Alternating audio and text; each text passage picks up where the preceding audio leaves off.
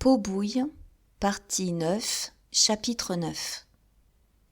2 jours plus tard, vers 7 heures, comme Octave arrivait chez les Campardon pour le dîner, il trouva Rose seule, vêtue d'un peignoir de soie crème garni de dentelle blanche. « Vous attendez quelqu'un » demanda-t-il. « Mais non, » répondit-elle un peu gênée. « Nous nous mettrons à table dès qu'Achille rentrera. » L'architecte se dérangeait, n'était jamais là pour l'heure des repas, arrivait très rouge, l'air effaré, en maudissant les affaires. Puis il filait tous les soirs, il épuisait les prétextes, parlant de rendez-vous dans les cafés, inventant des réunions lointaines. Souvent, alors, Octave tenait compagnie à Rose jusqu'à 11 heures, car il avait compris que le mari le gardait comme pensionnaire pour occuper sa femme, et elle se plaignait doucement. Elle disait ses craintes. Mon Dieu, elle laissait Achille bien libre, seulement elle était si inquiète quand il revenait après minuit. « Vous ne le trouvez pas triste depuis quelque temps ?» dit-elle d'une voix tendrement effrayée. Le jeune homme n'avait pas remarqué. « Je le trouve préoccupé, peut-être. Les travaux de Saint-Roch lui donnent du souci. » Mais elle hocha la tête, sans insister davantage. Puis, elle se montra très bonne pour Octave.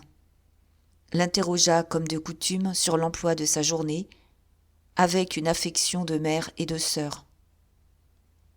Depuis près de 9 mois qu'il mangeait chez eux, elle le traitait ainsi en enfant de la maison.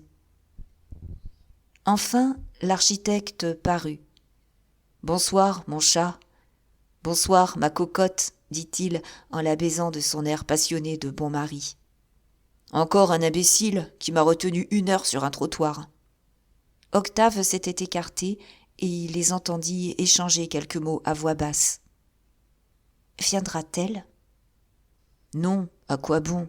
Et surtout, ne te tourmente pas. »« Tu m'avais juré qu'elle viendrait. »« Eh bien, oui, elle va venir. Es-tu contente ? C'est bien pour toi que je l'ai fait. » On se mit à table.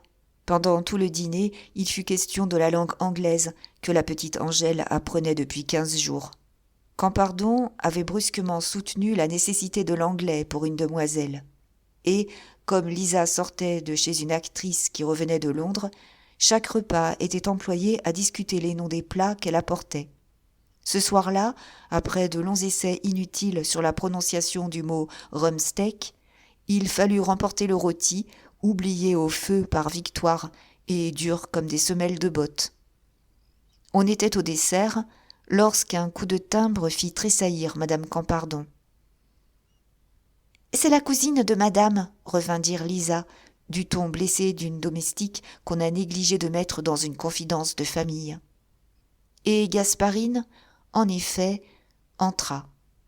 Elle était en robe de laine noire, très simple, avec son visage maigre et son air pauvre de fille de magasin. Rose, douillettement enveloppée dans son peignoir de soie crème, grasse et fraîche, se leva, si émue que des larmes lui montaient aux paupières. « Ah, ma chère, murmura-t-elle, tu es bien gentille. Oublions tout, n'est-ce pas ?» Elle l'avait prise entre les bras, elle lui donna 2 gros baisers. Octave, par discrétion, voulut partir. Mais on se fâcha. Il pouvait rester, il était de la famille. Alors, il s'amusa à regarder la scène. Campardon, d'abord plein d'embarras, détournait les yeux des 2 femmes, soufflant, cherchant un cigare, tandis que Lisa, qui enlevait le couvert d'une main brutale, échangeait des coups d'œil avec Angèle, étonnée. « C'est ta cousine, » dit enfin l'architecte à sa fille. « Tu nous as entendu parler d'elle. Embrasse-la donc. » Elle l'embrassa de son air maussade, inquiète du regard d'institutrice dont Gasparine la déshabillait, après avoir posé des questions sur son âge et sur son éducation. Puis, lorsqu'on passa au salon, elle préféra suivre Lisa, qui fermait violemment la porte, en disant, sans même craindre d'être entendue: « Ah bien, ça va devenir drôle, ici. » Dans le salon, Campardon, toujours fiévreux, se mit à se défendre. « Parole d'honneur, la bonne idée n'est pas de moi. C'est Rose qui a voulu se réconcilier. Tous les matins, voici plus de 8 jours, elle me répétait « Va donc la chercher ». Alors, moi, j'ai fini par aller vous chercher.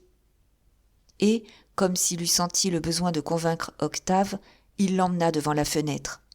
Hein, les femmes sont les femmes. Moi, ça m'embêtait parce que j'ai peur des histoires. L'une à droite, l'autre à gauche. Il n'y avait pas de tamponnement possible. Mais j'ai dû céder. Rose assure que nous serons tous plus contents. Enfin, nous essayerons. Ça dépend d'elles deux, maintenant, d'arranger ma vie. Cependant, Rose et Gasparine s'étaient assises côte à côte sur le canapé.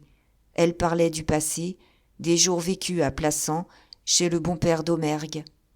Rose alors avait le teint plombé, les membres grêles d'une fillette malade de sa croissance, tandis que Gasparine, femme à 15 ans, était grande et désirable, avec ses beaux yeux. Et elle se regardait aujourd'hui, elle ne se reconnaissait plus, l'une si fraîchement grasse dans sa chasteté forcée, l'autre séchée par la vie de passion nerveuse dont elle brûlait. Gasparine, un instant, souffrit de son teint jaune et de sa robe étriquée en face de Rose vêtue de soie, noyant sous des dentelles la délicatesse douillette de son cou blanc.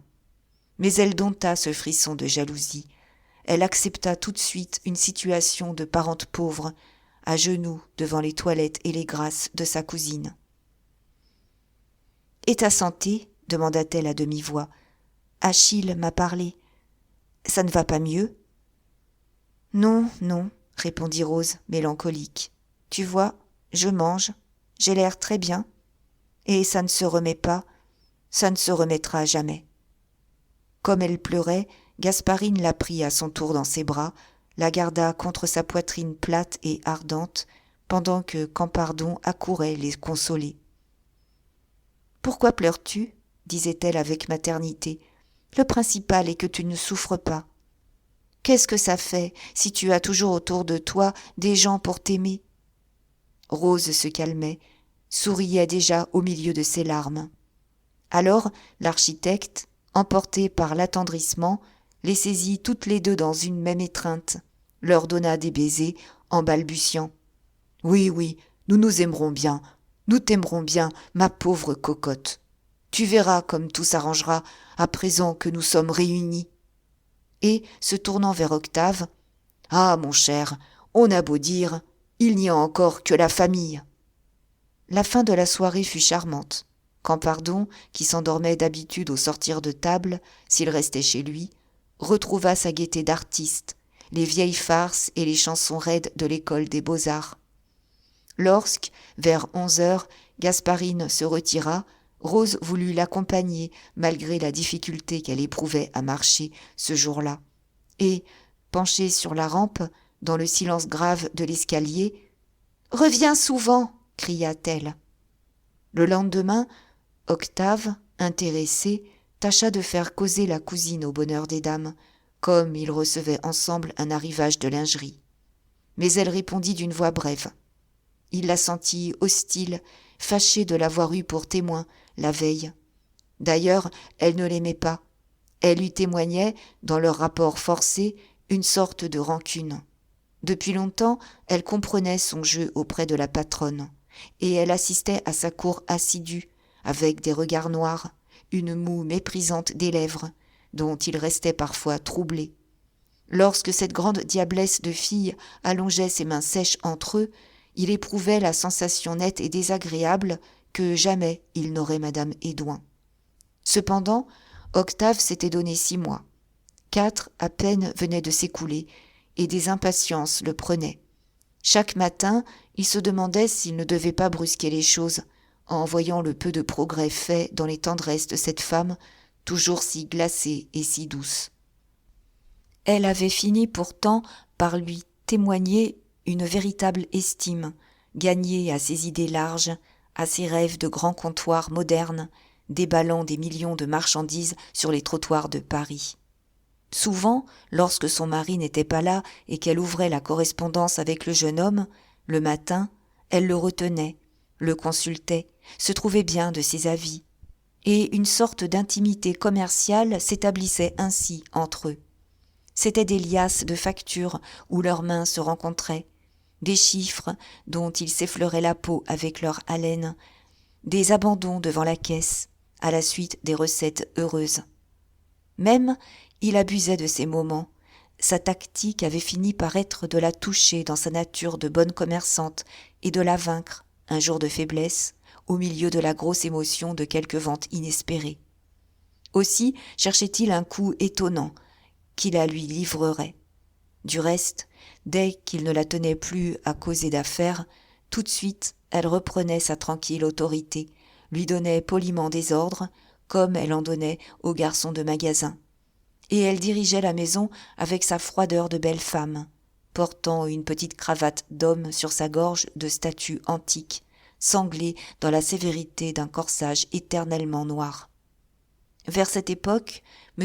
Hédouin, étant tombé malade, alla faire une saison aux eaux de Vichy. Octave, franchement, s'en réjouissait. Madame Hédouin avait beau être de marbre, elle s'attendrirait dans son veuvage. Mais il attendit inutilement un frisson, un alanguissement de désir. Jamais elle ne s'était montrée si active, la tête si libre et l'œil si clair. Levée avec le jour, elle recevait elle-même les marchandises dans le sous-sol, la plume à l'oreille, de l'air affairé d'un commis. On la voyait partout, en bas et en haut, aux rayons de la soierie et du blanc, veillant à l'étalage et à la vente. Et elle circulait paisible, sans même attraper un grain de poussière, parmi ces entassements de ballots qui faisaient éclater le magasin trop étroit. Lorsqu'il la rencontrait, au milieu de quelques passages étranglés, entre un mur de lainage et tout un banc de serviettes, Octave se rangeait maladroitement pour la voir une seconde à lui, sur sa poitrine. Mais elle passait si occupée qu'il sentait à peine l'effleurement de sa robe. Il était très gêné, d'ailleurs, par les yeux de mademoiselle Gasparine, dont il trouvait toujours, à ces moments-là, le regard dur fixé sur eux. Au demeurant, le jeune homme ne désespérait pas. Parfois, il se croyait au but et arrangeait déjà sa vie pour le jour prochain où il serait l'amant de la patronne. Il avait gardé Marie afin de patienter. Seulement, si elle était commode et si elle ne lui coûtait rien, elle pouvait devenir gênante peut-être, avec sa fidélité de chien battu. Aussi, tout en la reprenant, les soirs d'ennui, songeait-il déjà à la façon dont il romprait. La lâcher brutalement lui semblait maladroit. Un matin de fête, comme il allait retrouver au lit sa voisine pendant une course matinale du voisin, l'idée lui était enfin venue de rendre Marie à Jules, de les mettre au bras l'un de l'autre, si amoureux qu'ils pourraient se retirer, la conscience tranquille. C'était du reste une bonne action, dont le côté attendrissant lui enlevait tout remords. Pourtant, il attendait, il ne voulait pas se trouver sans femme. Chez les Campardon, une autre complication préoccupait Octave. Il sentait arriver le moment où il devrait prendre ses repas ailleurs.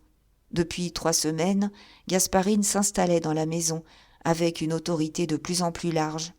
Elle était revenue d'abord chaque soir, puis on l'avait vue pendant le déjeuner, et malgré son travail au magasin, elle commençait à se charger de tout, de l'éducation d'Angèle et des provisions du ménage. Rose répétait sans cesse devant Campardon « Ah, si Gasparine logeait avec nous !» Mais chaque fois, l'architecte s'écriait, rougissant de scrupules, tourmenté d'une honte. « Non, non, ça ne se peut pas. D'ailleurs, où la coucherais-tu » Et il expliquait qu'il faudrait donner à la cousine son cabinet comme chambre, tandis que lui transporterait sa table et ses plans dans le salon. Certes, ça ne l'aurait aucunement gêné. Il se déciderait peut-être un jour à faire ce déménagement, car il n'avait pas besoin d'un salon, et il finissait par être trop à l'étroit pour le travail qui lui arrivait de tous côtés. Seulement, Gasparine pouvait rester chez elle. À quoi bon se mettre en tas ? « Quand on est bien, répétait-il à Octave, on a tort de vouloir être mieux. » Vers ce temps-là, il fut obligé d'aller à Évreux passer 2 jours. Les travaux de l'archevêché l'inquiétaient. Il avait cédé à un désir de Monseigneur, sans qu'il y eût de crédit ouvert, et la construction du fourneau des nouvelles cuisines et du calorifère menaçait d'atteindre un chiffre très élevé, qu'il lui serait impossible de porter aux frais d'entretien. D'autre part, La chaire, pour laquelle on avait accordé 3 000 francs, monterait à 10 000 au moins. Il désirait s'entendre avec monseigneur afin de prendre certaines précautions. Rose l'attendait seulement le dimanche soir. Il tomba au milieu du déjeuner et son entrée brusque causa un effarement. Gasparine se trouvait à table entre Octave et Angèle. On affecta d'être à l'aise, mais il régnait un air de mystère. Lisa venait de refermer la porte du salon sur un geste désespéré de madame, tandis que la cousine repoussait du pied, sous les meubles, des bouts de papier qui traînaient. Lorsqu'il parla de se déshabiller, tous l'arrêtèrent. « Attendez donc, prenez une tasse de café, puisque vous avez déjeuné à Évreux. » Enfin, comme il remarquait la gêne de Rose, celle-ci alla se jeter à son cou. « Mon ami, il ne faut pas me gronder. Si tu n'étais revenu que ce soir, tu aurais trouvé tout en ordre. » Tremblante, elle ouvrit les portes, le mena dans le salon et dans le cabinet. Un lit d'acajou, apporté le matin par un marchand de meubles, occupait la place de la table à dessiner qu'on avait transportée au milieu de la pièce voisine. Mais rien n'était encore rangé, des cartons s'écroulaient parmi des vêtements à Gasparine. La Vierge au cœur saignant gisait contre le mur, calée par une cuvette neuve. « C'était une surprise, » murmura madame Campardon, le cœur gros, en se cachant la face dans le gilet de son mari. Lui, très ému, regardait. Il ne disait rien, il évitait de rencontrer les yeux d'Octave. Alors, Gasparine demanda de sa voix sèche. « Mon cousin, est-ce que ça vous contrarie ? C'est Rose qui m'a persécutée. Mais si vous croyez que je suis de trop, je puis encore m'en aller. » « Oh, ma cousine !» s'écria enfin l'architecte. « Tout ce que Rose fait est bien fait. » Et, celle-ci ayant éclaté en gros sanglots sur sa poitrine, « Voyons, ma cocotte, es-tu bête de pleurer ? Je suis très content. Tu veux avoir ta cousine avec toi ? Eh bien, prends ta cousine avec toi. Moi, tout m'arrange. Ne pleure donc plus. Tiens, je t'embrasse comme je t'aime. Bien fort, bien fort. » Il la mangeait de caresses. Alors, Rose, qui fondait en larmes pour un mot, mais qui souriait tout de suite, au milieu de ses pleurs, se consola. Elle le baisa à son tour sur la barbe. Elle lui dit doucement.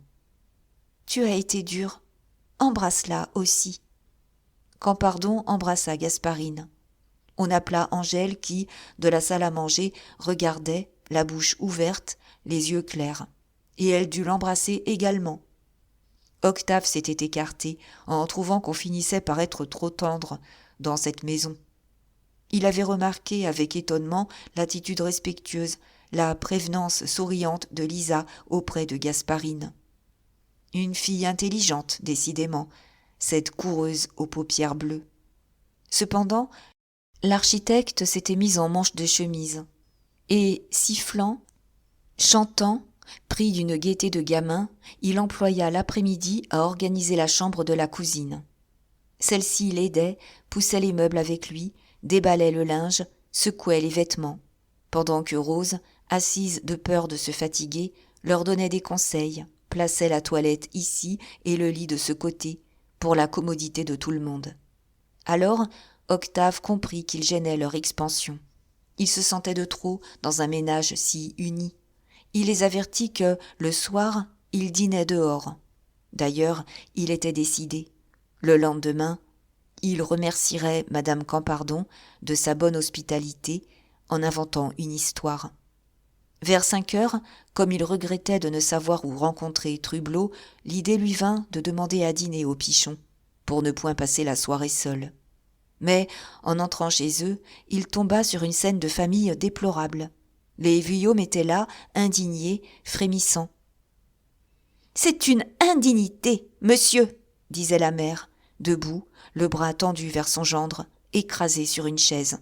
« Vous m'aviez donné votre parole d'honneur !»« Et toi ?» ajoutait le père, en faisant reculer jusqu'au buffet sa fille toute tremblante. « Ne le défends pas, tu es aussi coupable. Vous voulez donc mourir de faim ?» Madame Vuillaume avait remis son châle et son chapeau. Elle déclara d'un ton solennel. « Adieu. Nous n'encouragerons pas au moins votre désordre par notre présence. Du moment où vous ne tenez nul compte de nos désirs, Nous n'avons que faire ici. Adieu. » Et, comme son gendre, par la force de l'habitude, se levait pour les accompagner, « Inutile, nous trouverons bien l'omnibus sans vous. Passez devant, monsieur Guillaume. Qu'ils mangent leur dîner, et que ça leur profite, car ils n'en auront pas toujours. » Octave, stupéfait, dut s'effacer. Quand ils furent partis, il regarda Jules atterré sur sa chaise et Marie très pâle devant le buffet. Tous deux se taisaient. « Qu'est-ce donc ?» demanda-t-il. Mais, sans lui répondre, la jeune femme, d'une voix dolente, gronda son mari. « Je t'avais prévenu. Tu aurais dû attendre pour leur couler la chose en douceur. Rien ne pressait. Ça ne se voit pas encore. » « Qu'est-ce donc ?» répéta Octave. Alors, sans même se tourner, elle dit crûment, dans son émotion. « Je suis enceinte. » « Il m'embête à la fin !» cria Jules qui se levait, pris de révolte. « J'ai cru honnête de les prévenir tout de suite de cet ennui. Est-ce qu'ils s'imaginent que ça m'amuse ? Je suis plus attrapé qu'eux, là-dedans. D'autant plus que, sapristi, il n'y a pas de ma faute, n'est-ce pas ? Marie, si nous savons comment il a pu pousser, celui-là. » « Ça, c'est bien vrai, » affirma la jeune femme. Octave comptait les mois.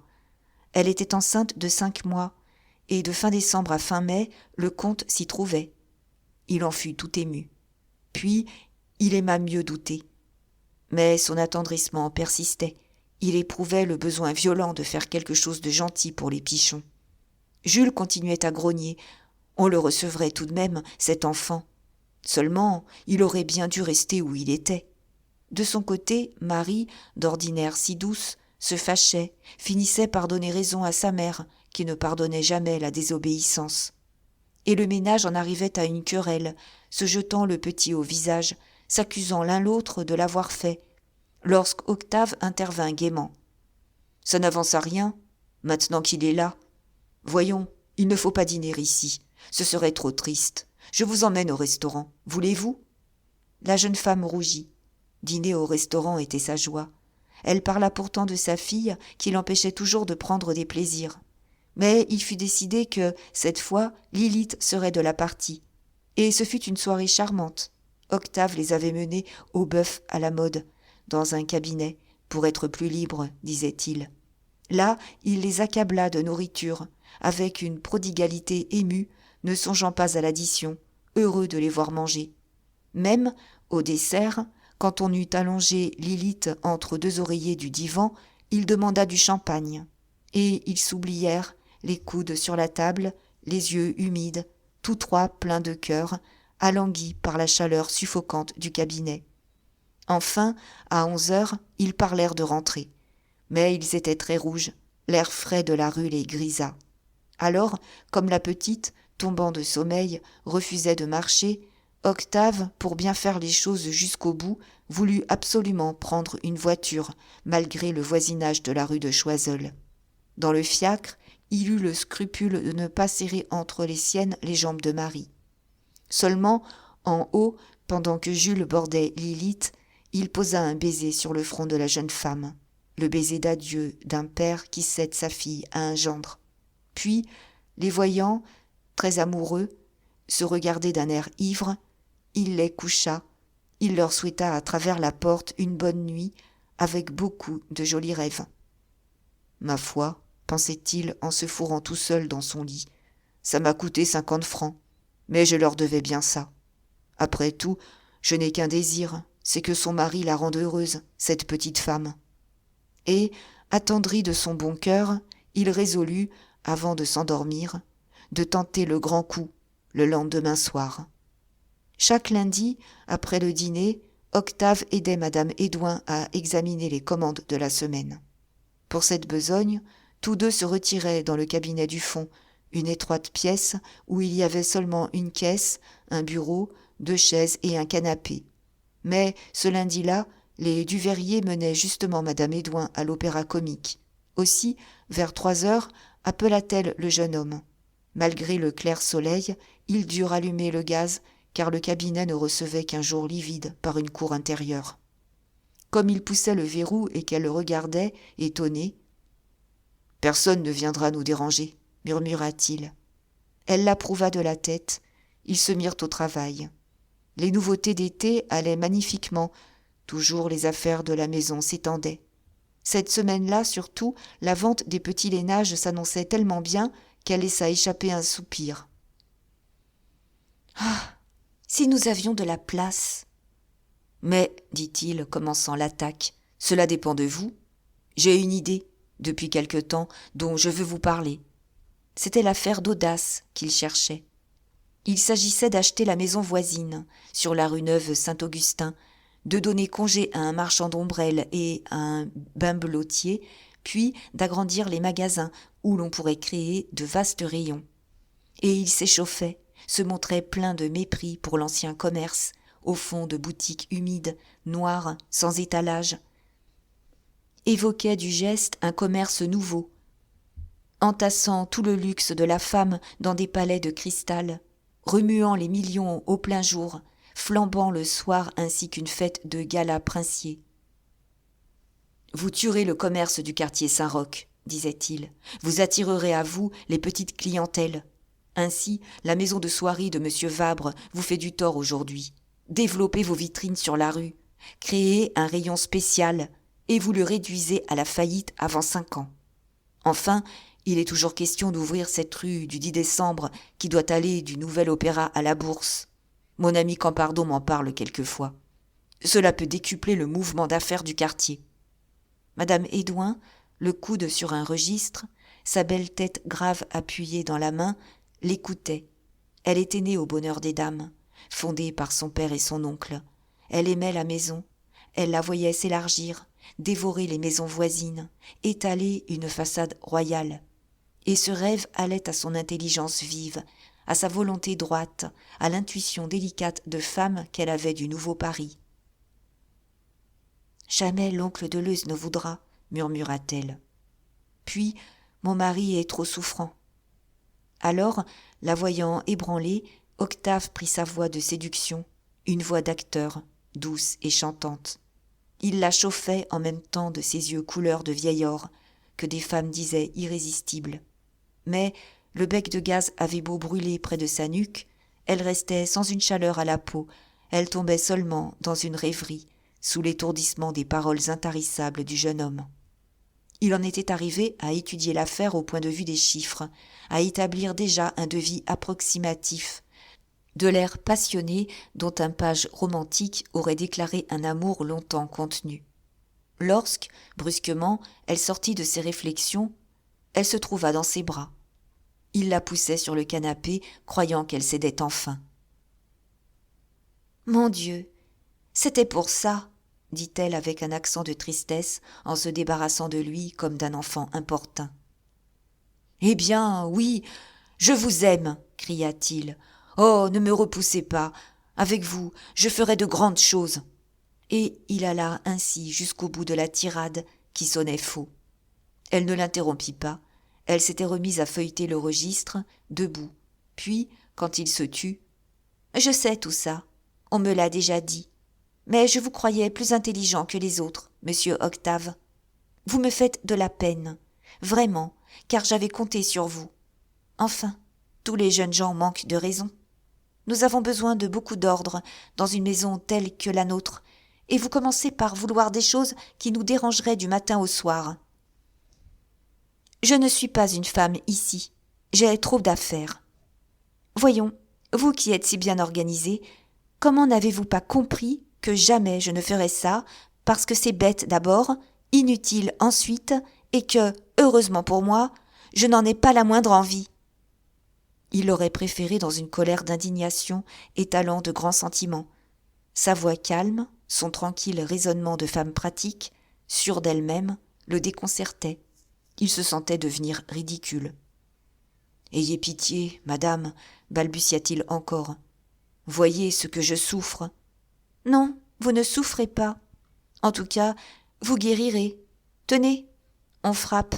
Vous feriez mieux d'ouvrir la porte. » Alors, il dut tirer le verrou. C'était mademoiselle Gasparine qui désirait savoir si l'on attendait des chemises à entre-deux. Le verrou poussé l'avait surprise. Mais elle connaissait trop bien madame Hédouin. et, quand elle la vit avec son air glacé, devant Octave plein de malaise, elle eut un mince sourire moqueur en regardant ce dernier. Il en fut exaspéré. Il l'accusa d'avoir fait manquer le coup. « Madame, déclara-t-il brusquement lorsque la demoiselle de magasin fut partie, je quitte la maison ce soir. » Ce fut un étonnement pour madame Hédouin. Elle le regarda. « Pourquoi donc ? Je ne vous renvoie pas. Oh, ça ne change rien, je n'ai pas peur. » Cette phrase acheva de le mettre hors de lui. Il partait tout de suite. Il ne voulait pas endurer son martyre une minute de plus. « C'est bien, monsieur Octave, » reprit-elle avec sa sérénité. « Je vais vous régler à l'instant. N'importe, la maison vous regrettera, car vous étiez un bon commis. » Dans la rue, Octave comprit qu'il venait de se conduire comme un sot. 4 heures sonnaient, le gai soleil printanier jaunissait tout un angle de la place Gaillon. Et, furieux contre lui-même, il descendit au hasard la rue Saint-Roch, en discutant la façon dont il aurait dû agir.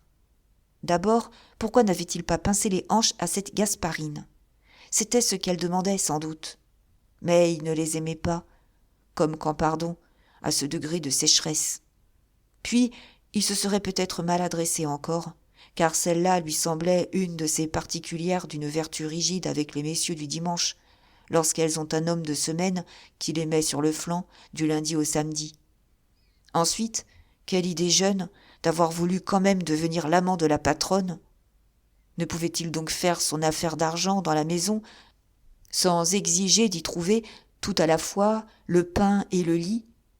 Un instant, très combattu, il fut sur le point de retourner au bonheur des dames, avouer ses torts.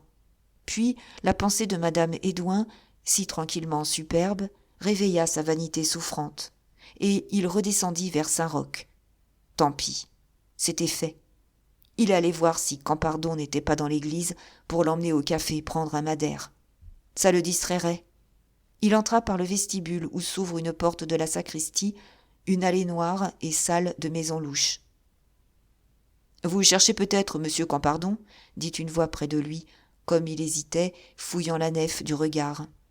C'était l'abbé Mauduit qui venait de le reconnaître. L'architecte étant absent, il voulut absolument faire visiter au jeune homme les travaux du calvaire, pour lesquels il se passionnait.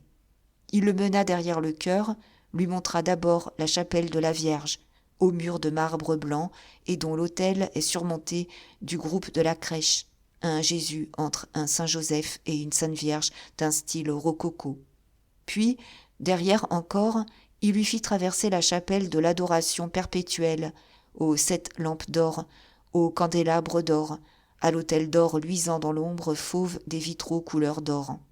Mais, là, à droite et à gauche, des cloisons de planches barraient le fond de l'abside, et, au milieu du silence frissonnant, au-dessus des ombres noires agenouillées, balbutiant des prières, retentissaient des coups de pique, des voix de maçons, tout un tapage violent de chantier. « Entrez donc, » dit l'abbé Mauduit en retroussant sa soutane. « Je vais vous expliquer. » De l'autre côté des planches, il y avait un écroulement de plâtras, un coin d'église ouvert au grand air du dehors, blanc de chaux envolés, humide d'eau répandue. On voyait encore, à gauche, la 10e station, Jésus cloué sur la croix, et à droite la 12e, les saintes femmes autour de Jésus. Mais, au milieu, le groupe de la 11e station, Jésus sur la croix, avait été enlevé puis déposé contre un mur. Et c'était là que les ouvriers travaillaient. « Voici, » continua le prêtre, « j'ai eu l'idée d'éclairer par un jour d'en haut, pris dans la coupole, le groupe central du calvaire. Vous comprenez l'effet à obtenir. » « Oui, oui, » murmura Octave, que cette promenade parmi des matériaux tirait de ses préoccupations. L'abbé Mauduit, la voix haute, avait un air de machiniste en chef indiquant la plantation de quelques grands décors. Naturellement, la plus sévère nudité, rien que des murs de pierre, sans un bout de peinture, sans le moindre filet d'or. Il faut que nous soyons dans une crypte, dans quelque chose de souterrain et de désolé. Mais le gros effet est le Christ en croix, ayant à ses pieds la Vierge et Madeleine. Je le plante au sommet d'un rocher, je détache les statues blanches sur un fond gris, et c'est alors que mon jour de coupole les éclaire comme d'un rayon invisible, d'une clarté vive qui les fait venir en avant, qui les anime d'une vie surnaturelle. Vous verrez ça, vous verrez ça. Et il se tourna pour crier à un ouvrier. « Enlevez donc la Vierge, vous allez finir par lui casser la cuisse. » L'ouvrier appela un camarade. À eux deux, ils empoignèrent la Vierge par les reins, puis la portèrent à l'écart, comme une grande fille blanche tombée raide d'une attaque nerveuse.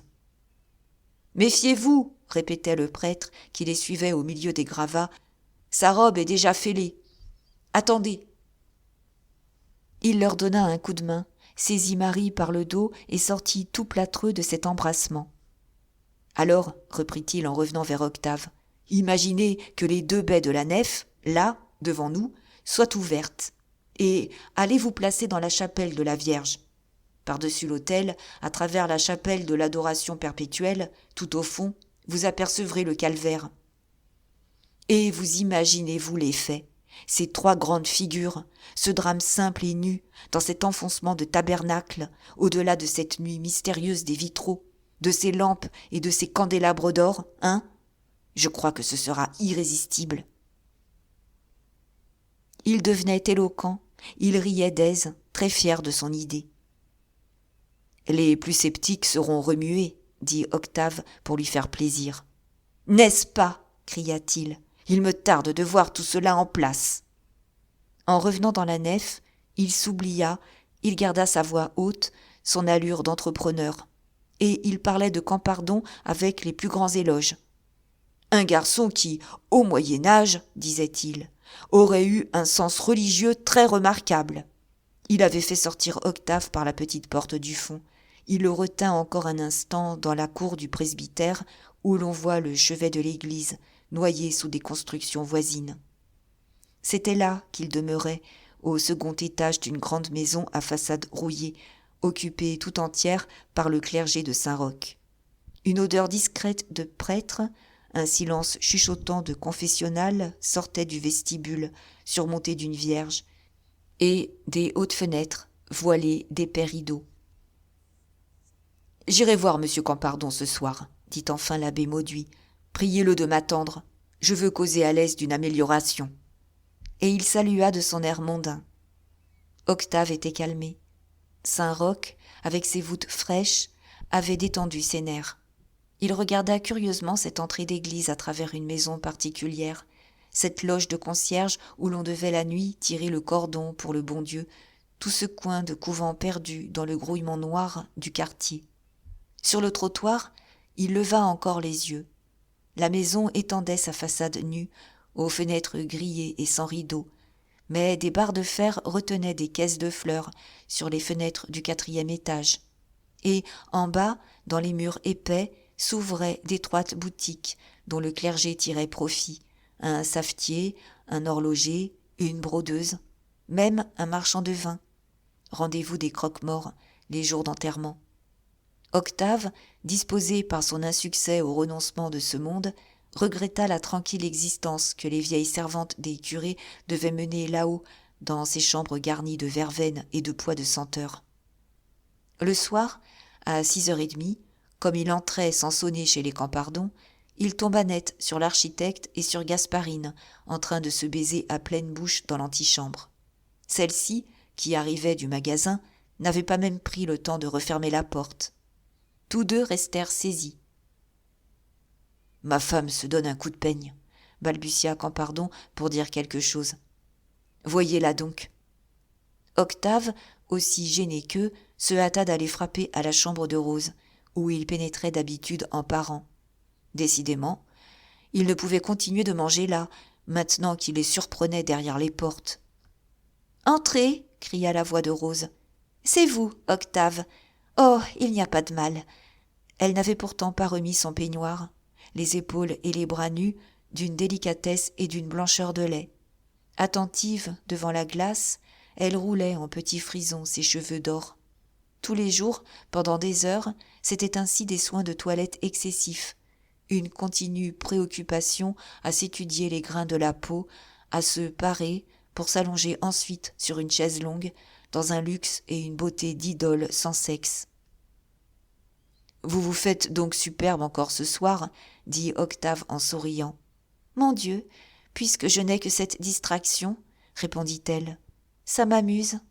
Vous savez, je n'ai jamais été femme de ménage. Et puis, à présent que Gasparine va être là, hein, les frisons m'avantagent. Ça me console un peu quand je suis bien habillée et que je me sens jolie. » Comme le dîner n'était pas prêt, il conta son départ du bonheur des dames. Il inventa une histoire, une autre situation guettée par lui depuis longtemps. Et il se réservait ainsi un prétexte pour expliquer sa résolution de prendre ses repas ailleurs. Elle s'étonna qu'il pût quitter ainsi une maison où il avait de l'avenir. Mais elle était toute à sa glace, elle l'écoutait mal. « Voyez donc cette rougeur, là, derrière l'oreille, est-ce que c'est un bouton ?» Il dut lui examiner la nuque, qu'elle lui tendait, avec sa belle tranquillité de femme sacrée. « Ce n'est rien, dit-il, vous vous serez débarbouillé trop fort. » Et, quand il l'eut aidé à remettre son peignoir, tout de satin bleu et brodé d'argent, ce soir-là, ils passèrent dans la salle à manger. Dès le potage, on causa du départ d'Octave de chez les Hédouin. Campardon s'exclamait, pendant que Gasparine avait aux lèvres son mince sourire. Du reste, ils étaient très à l'aise l'un devant l'autre. Le jeune homme finit même par être touché des tendres prévenances dont ils accablaient Rose. Campardon lui versait à boire, Gasparine choisissait à son intention le meilleur morceau du plat. Était-elle contente du pain, car on aurait changé le boulanger? Voulait-elle un oreiller pour lui soutenir le dos? Et Rose, pleine de gratitude, les suppliait de ne pas se déranger ainsi. Elle mangeait beaucoup, trônait entre eux, avec sa gorge douillette de belle blonde, dans son peignoir de reine, ayant à sa droite son mari essoufflé, qui maigrissait, et à sa gauche, la cousine sèche, noire, les épaules rétrécies sous sa robe sombre, la chair fondue par la passion. Au dessert, Gasparine tança vertement Lisa, qui répondait mal à madame, au sujet d'un morceau de fromage égaré. La femme de chambre devint très humble. Déjà, Gasparine avait mis la main sur le ménage et dompté les bonnes. D'un mot, elle faisait trembler Victoire elle-même devant ses casseroles. Aussi, Rose, reconnaissante, lui adressa-t-elle un regard mouillé. On la respectait, depuis qu'elle était là, et son rêve était de lui faire quitter, à elle aussi, le bonheur des dames, pour la charger de l'éducation d'Angèle. « Voyons, murmura-t-elle d'une voix caressante, il y a pourtant assez à s'occuper ici. Angèle, supplie ta cousine, dis-lui combien ça te ferait plaisir. » La jeune fille supplia sa cousine, tandis que Lisa approuvait de la tête. Mais Campardon et Gasparine restèrent graves. Non, non, il fallait attendre. On ne se lâchait point ainsi des pieds dans la vie, sans se tenir des mains. Maintenant, au salon, les soirées étaient délicieuses. L'architecte ne sortait plus. Justement, ce soir-là, il devait accrocher, dans la chambre de Gasparine, des gravures qui revenaient de l'encadreur. Mignon aspirant au ciel, une vue de la fontaine de Vaucluse, d'autres encore. Et il était d'une gaieté de gros homme, sa barbe jaune en coup de vent, les joues rouges d'avoir trop mangé, heureux et satisfait dans tous ses appétits. Il appela la cousine pour l'éclairer. On l'entendit enfoncer des clous, monter sur une chaise. Alors, Octave, se trouvant seul avec Rose, reprit son histoire, expliqua qu'à la fin du mois, il serait forcé de prendre pension ailleurs. Elle parut surprise, mais elle avait la tête occupée. Elle revint tout de suite à son mari et à la cousine, qu'elle écoutait rire. « Hein ? S'amuse-t-il à pendre ses tableaux ? Que voulez-vous ? Achille ne se dérange plus, voici 15 jours qu'il ne me quitte pas, le soir. Non, plus de café, plus de réunions d'affaires, plus de rendez-vous. Et vous vous rappelez, comme j'étais inquiète, lorsqu'il rentrait après minuit. Ah, c'est aujourd'hui pour moi une bien grande tranquillité. Je le garde, au moins. » Sans doute, murmura Octave. Et elle parla encore de l'économie qui résultait du nouvel arrangement. Tout marchait mieux dans le ménage. On y riait du matin au soir. Lorsque je vois Achille content, reprit-elle, ça me contente. Puis, ramenée aux affaires du jeune homme, alors, vraiment, vous nous quittez ? Restez donc, puisque nous allons tous être heureux. Il recommença ses explications. Elle comprit, elle baissa les yeux. En effet, ce garçon devenait gênant dans leurs expansions de famille, et elle-même éprouvait comme un soulagement de son départ, n'ayant plus d'ailleurs besoin de lui pour tuer ses soirées. Il dut jurer de la venir voir souvent. « Emballez, mignon, aspirant au ciel !» cria la voix joyeuse de Campardon. « Attendez, cousine, je vais vous descendre. » On l'entendit qui la prenait dans ses bras et qui la déposait quelque part.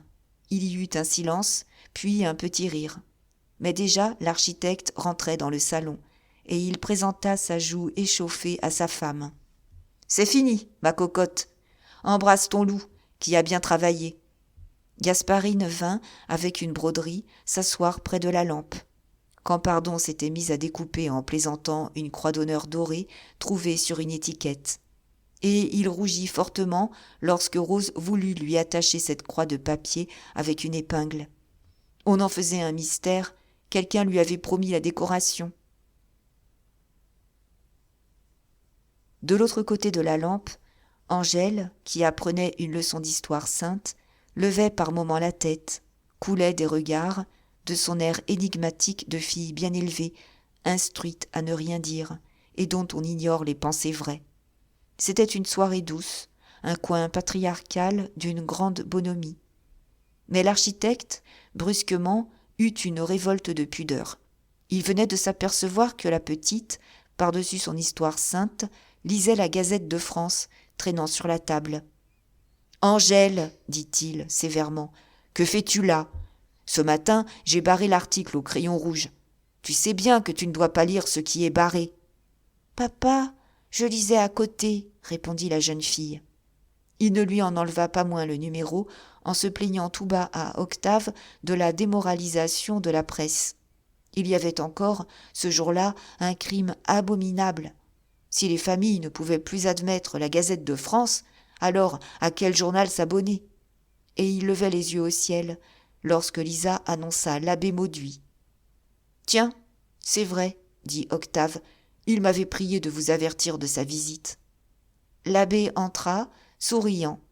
Comme l'architecte avait oublié d'enlever sa croix de papier, il balbutia devant ce sourire. Justement, l'abbé était la personne dont on cachait le nom et qui s'occupait de l'affaire.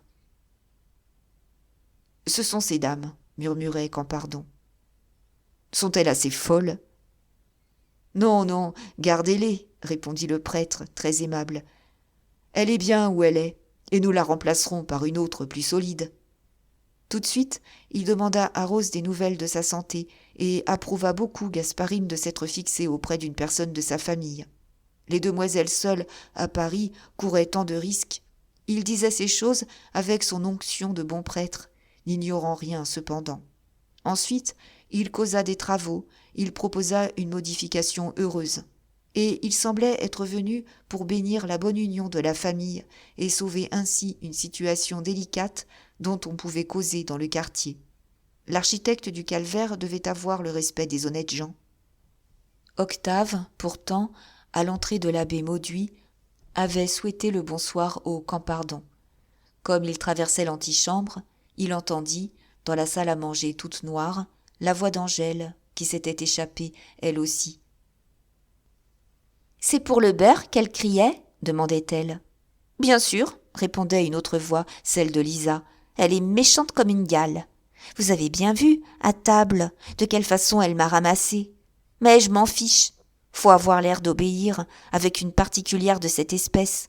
Et ça n'empêche pas, on rigole tout de même. » Alors, Angèle dut se jeter au cou de Lisa, car sa voix s'étouffa dans le cou de la bonne. « Oui, oui, et après, tant pire. C'est toi que j'aime. » Octave montait se coucher lorsqu'un besoin de grand air le fit descendre. Il était au plus 10 heures. Il irait jusqu'au Palais Royal. Maintenant, il se retrouvait garçon. Pas de femme, Ni Valérie, ni madame Édouin n'avaient voulu de son cœur, et il s'était trop pressé de rendre à Jules Marie, la seule qui l'eût conquise, encore sans avoir rien fait pour ça. Il tâchait d'en rire, mais il éprouvait une tristesse. Il se rappelait avec amertume ses succès de Marseille et voyait un mauvais présage et une véritable atteinte à sa fortune dans la déroute de ses séductions. Un froid le glaçait quand il n'avait pas des jupes autour de lui.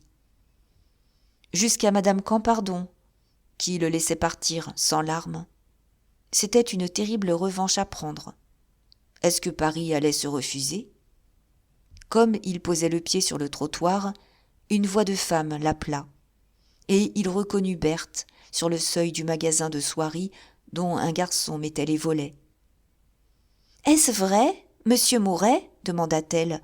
« Vous avez donc quitté le bonheur des dames ?» Il fut surpris qu'on le sût déjà dans le quartier. La jeune femme avait appelé son mari. Puisqu'il voulait monter le lendemain, pour causer avec monsieur Mouret, il pourrait bien lui parler tout de suite. Et Auguste, la mine maussade, sans transition, offrit à Octave d'entrer chez eux. Ce dernier, pris à l'improviste, hésitait, était sur le point de refuser en songeant au peu d'importance de la maison. Mais il aperçut le joli visage de Berthe qui lui souriait de son air de bon accueil, avec le gai regard qu'il avait déjà rencontré 2 fois, le jour de son arrivée et le jour des noces. « Eh bien, oui, dit-il résolument.